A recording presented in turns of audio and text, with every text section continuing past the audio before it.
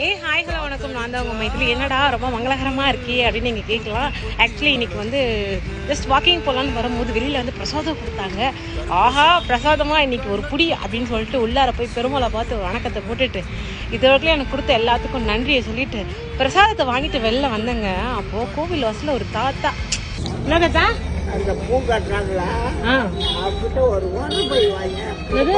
உரப்பை அப்படின்னா வச்சு எடுத்துட்டு போறதுக்கா?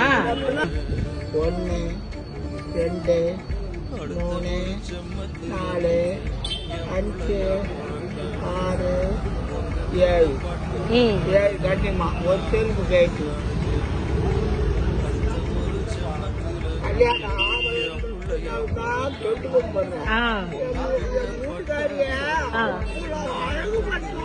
அப்படியா? சரி நீங்க கவலைப்படாத தாத்தா, அவங்க எப்பவுமே நம்ம கூட தான் இருப்பாங்க.